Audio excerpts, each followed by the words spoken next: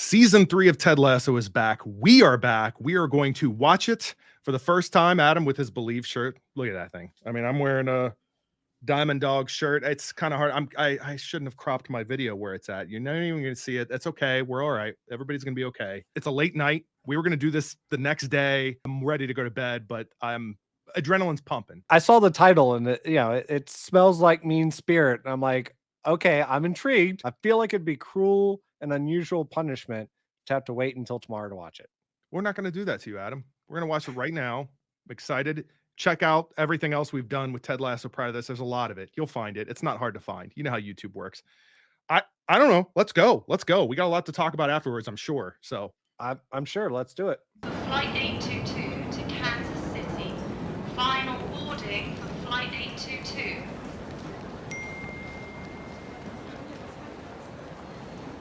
Flight leaving? That's Kansas City. Okay. Sorry about that. We got distracted. Little guy was trying to unlock Princess Peach on Super Smash Bros. Totally understand. I once held an entire flight to Sydney hostage until I finished the final level of Breath of the Wild. Potentially troublesome but hey, 6 weeks goes by real quick. He's looking a little rough. Same child actor, same charismatic child actor. Hey, I love you, buddy. I mean, you say he looks rough, but it's basically my get up every day now when I work from home. Yeah, but Ted normally is a little bit more polished. You're right. He needs a visit from Sassy Smurf. That's what it is. Thought you were going to say Sharon, Dr. Sharon, but I understand where you're going with this. How you feeling? Yeah, no, I'm fine. Oh, there she is. Yep. There's something about Dr. Sharon I'm waiting to be revealed. And what's behind the door? Who's that? That's a good question. Everyone alive has picked Richmond to finish in 20th place this season. Except the Daily Mirror, which has us finishing 20th. An adorable but devastating typo.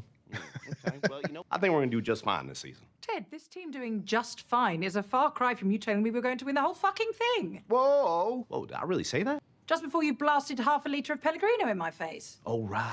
Wait, what happened? That's Ted Lasso. Fix the Believe sign.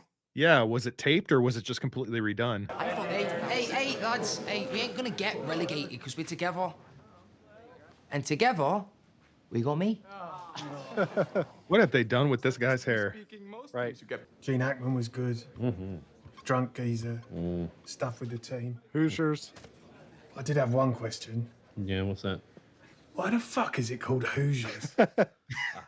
Hey, what's up, sweetie pie? I played a whole bunch of FIFA while he was here. Very helpful. We both learned who Maradona was, and I had to explain to my son why cocaine is actually bad for you. Please, keep going. Oh, boy. Same car. You think he'd be making enough for a better car by now? Maybe he doesn't have permission from his parents to buy a new one yet. Oh, just ignore. Okay. We're just going to continue on this trajectory. There he is, the Wonder Kid himself. Get out. Okay. He's too busy looking at social media. Can't be bothered. I have to wonder if this is going to be like a grass isn't always greener type scenario for Keeley. Right. Hey, it's all There you go. right. Yep. Hey. Hey, you're all right. I'm here. Hey. I'm so busy, I literally have to make time in my schedule to sit at my desk and cry. Oh. I heard all the pundits saying we suck. Fuck pundits. You were a pundit. Yeah. And all we did was talk shit and eat fucking meringues. Everyone run except Roy, let's go!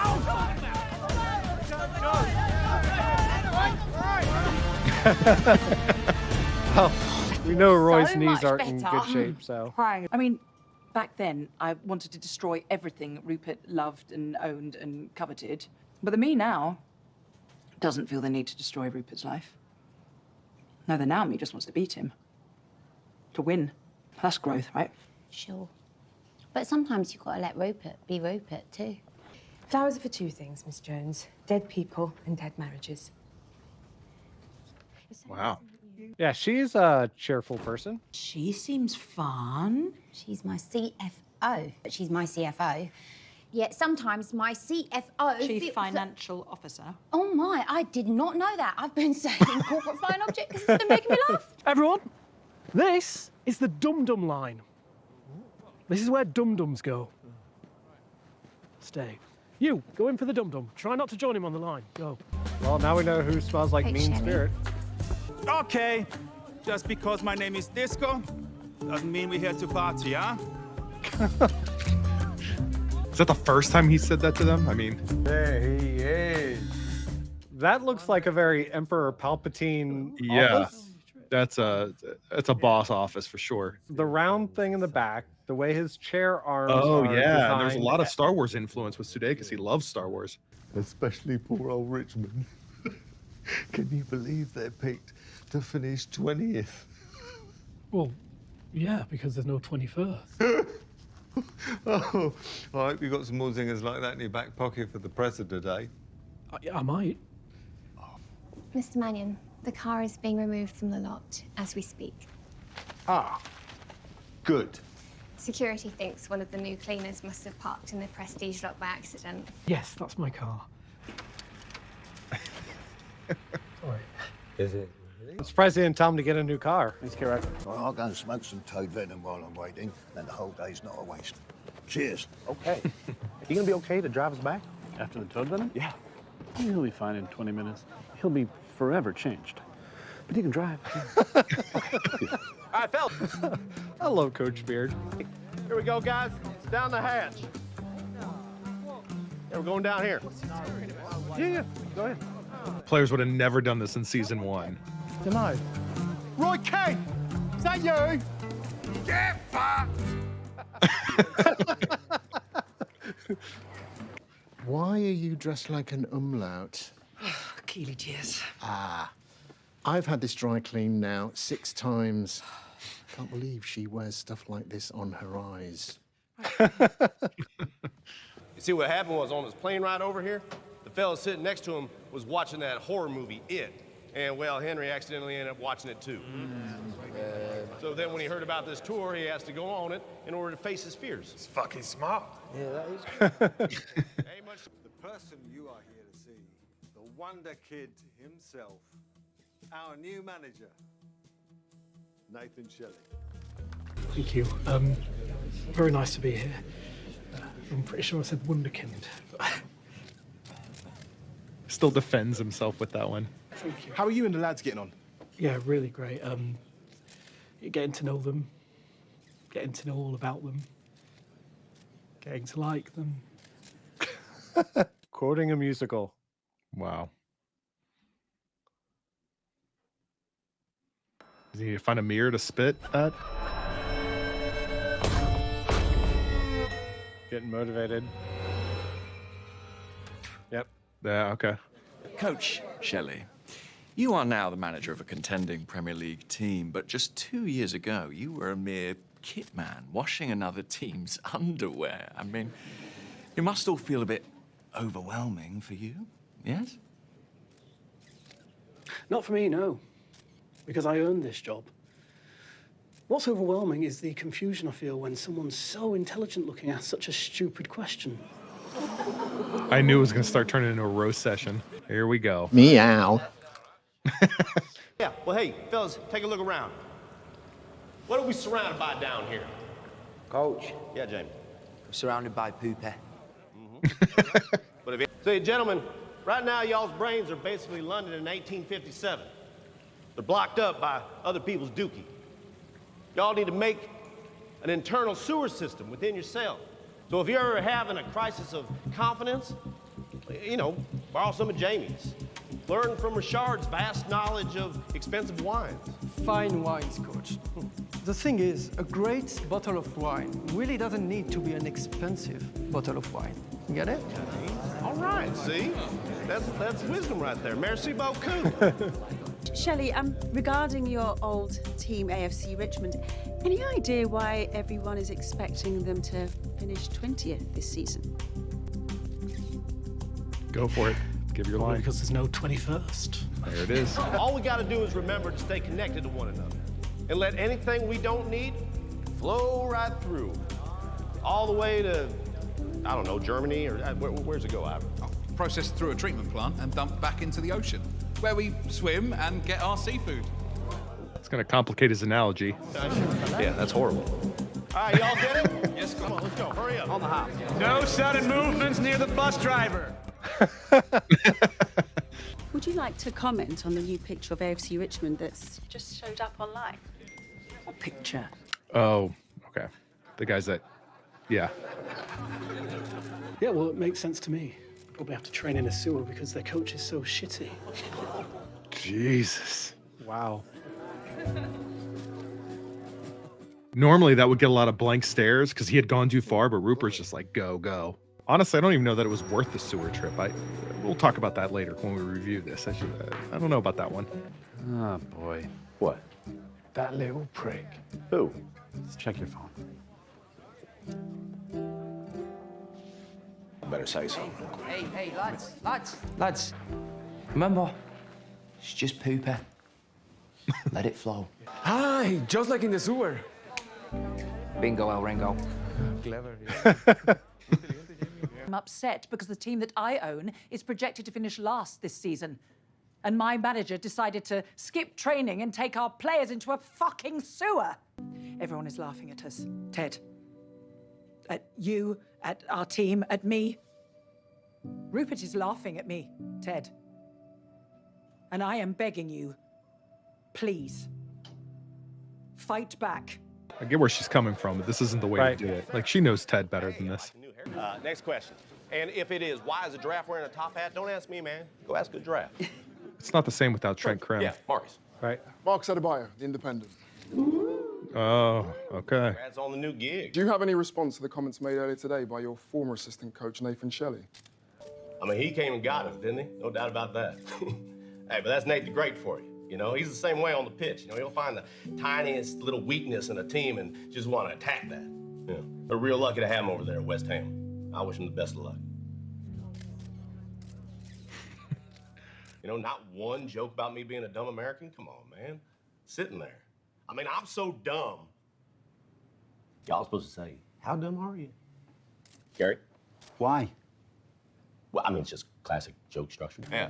I mean, I'm so dumb. How dumb are you? Whenever I text someone over here about money, I still spell pounds LBS. And not one crack about my appearance? About this mustache? I look like Ned Flanders is doing cosplay as Ned Flanders. I mean, I'm so crazy. There we go.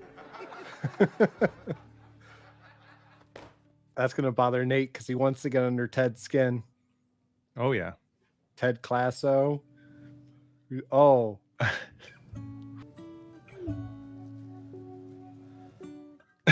Your dad's upset you swore after all that. Right. And then she has to throw in that little, he'll get over it, enabling him. It's from Mr. Mannion. Is it going to be related to a car? Yeah, it'll be a keys to a car. It's a car. There you go. Yep. I mean, it's a nice car. Yeah. For a minute there, I was like, oh, he's so confused and stunned. He's getting in the wrong side. And then I remember what show we were watching. Your Uncle Roy and I have something we need to tell you.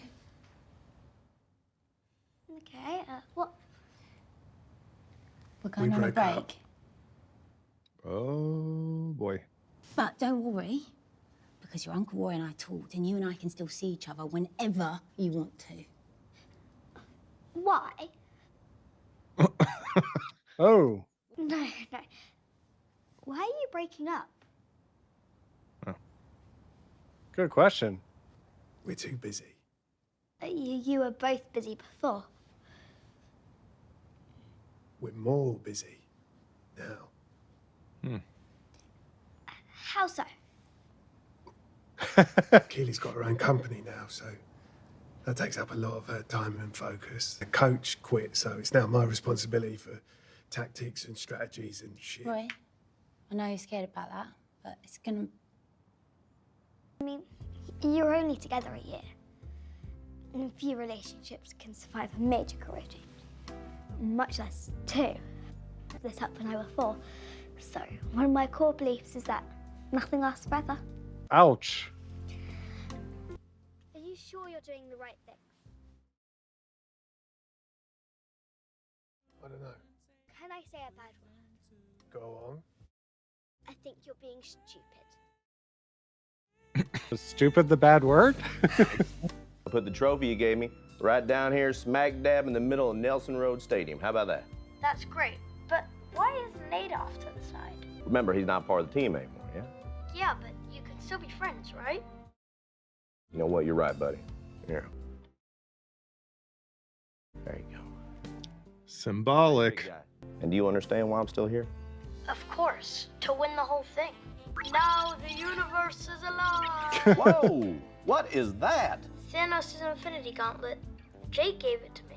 Oh, snap. Well, that is cool. Who's Jake? Mommy's friend. Yeah. See, it lights up. Oh. For the most part, it feels as though everything's progressing naturally. Not only that, but we've all kind of heard and assumed, based off of what Jason Sudeikis has said, that season 3 is kind of the end of the story. He's all but confirmed that it's it for now. Everyone always said there's no way he could just stay away from his family this entire time. You're already seeing it, right? He's questioning why they're still there. Like, what is the purpose of all this? It's interesting. Earlier today, I was watching an interview when season 2 came out. And when he was asked about season 2, he described it as Empire Strikes Back. Mm-hmm. You know, which is obviously the second part of a trilogy. So he absolutely planned this as a trilogy, with the second part being the kind of things go to hell. I would assume that, you know, obviously the season's going to end somewhat on a bright note. Obviously, we're still starting off, though, just like Return of the Jedi, with things are kind of in the crapper, in the sewer, so to speak. But yeah, it absolutely is kind of where I expected this first episode to start off. Give us an update where everybody is. Kind of set the tone for how the season's going to start, and that's exactly what we got. Nate's still the Nate that we left. There's a little bit of attempt, I feel like, to get us to sympathize with him, but they've always done that, where you kind of feel like, he's scared and alone. He's just afraid to admit it.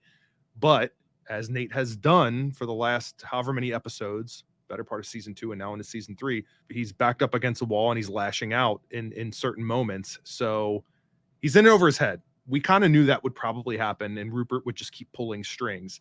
How far that's going to go is going to be interesting, but it sounds like Ted's just going to kill him with kindness, and maybe we're kind of getting a glimpse into what this potential somewhat redemption arc will be like for Nate as a character if he kind of sees the light. I don't know. If I were to nitpick anything about this episode, I know we're not here to necessarily nitpick, but it just stood out to me. The sewer analogy, I wasn't feeling it. It was a little too on the nose, a little obvious. Like, do we really have to take them down? Like, they've been with you now in their 3rd season. Like, you had to do this little exercise to get the point across. I think you've won them over by now. Like, we need to do that. But okay, it was fun, whatever. But I wasn't feeling it. A new analogy to replace the goldfish one, you know? Yeah. Would be my guess.